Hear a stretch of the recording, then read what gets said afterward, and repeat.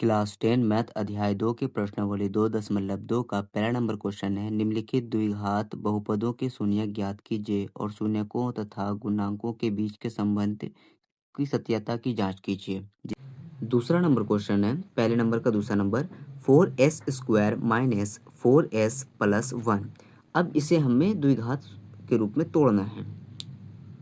इसके लिए क्या करेंगे, पहला नंबर हम वैसे उतारेंगे 4s² और लास्ट वाला नंबर हम वैसे उतारेंगे इज इक्वल 0, यानी बीच वाले नंबर को दो पार्ट में तोड़ना होगा। इसके लिए क्या करेंगे, फर्स्ट नंबर और लास्ट नंबर को गुना करेंगे, यानी 4s² हो जाएगा, क्योंकि एक से कोई गुना होने पर वही नंबर आ जाता है। अब ये 4 जो है इसे हम एलसीएम लेंगे, 2 दूनी 4, यानी 2 और 2 आया है।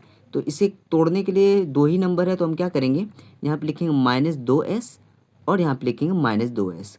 अब -2s जुट के क्या बनाएगा 4s, माइनस में 4s, ठीक है।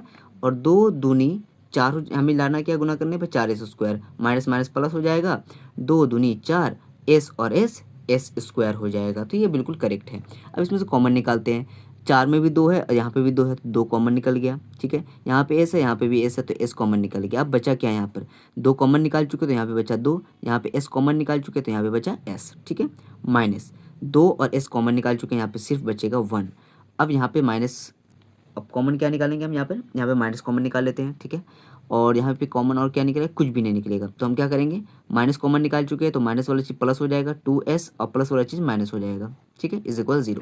अब हमारे पास 2s-1 दो बार है, तो इसे एक बार लिखेंगे 2s-1, 2s माइनस, अब यहाँ पे कॉमन कुछ नहीं निकाला तो 1 ही होगा ना, तो 2s-1 इज इक्वल 0।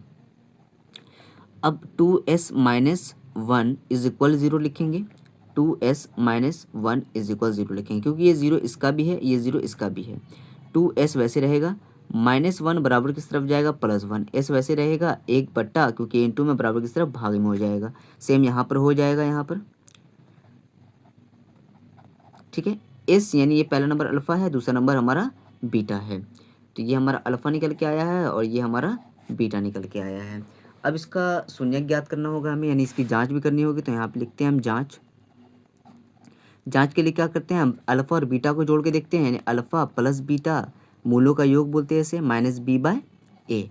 अल्फ़ा क्या है हमारे पास, 1/2 है, प्लस बीटा क्या है हमारे पास, 1/2 है, -b b हमारा क्या होगा, यहाँ पर b हमारा हो जाएगा -4। तो माइनस पहले इसका लगा दिया, फिर b का -4।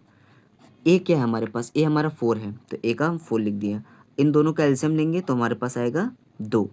अब ऊपर 1 प्लस 1 हो जाएगा, 1 प्लस 1 एलसीएम तो आता ही होगा आपको, माइनस माइनस हो जाएगा प्लस, प्लस 4/4, 1 और 1 हो जाएगा 2/2, 2 से 2 काट देंगे और 4 से यहाँ 4 काट देंगे। इसका भी आंसर 1 आएगा, इसका भी आंसर 1 ही आएगा। तो ये चलिए मूलों का योगफल तो सही हो गया।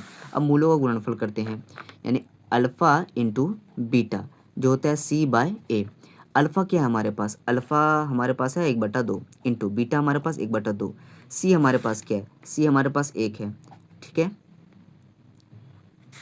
सी हमारे पास क्या है, सी हमारे पास 1 है, और ए हमारे पास 4 है, तो 1/4 लिख दिया हम यहाँ पर। 1 एकन 1 हो जाएगा, 2 दूनी 4, 1 एकन 1, 2 दूनी 4, सिर्फ 4 लिखा ही हुआ था। तो ये हमारा, ये भी जाँच कंप्लीट हो चुका है।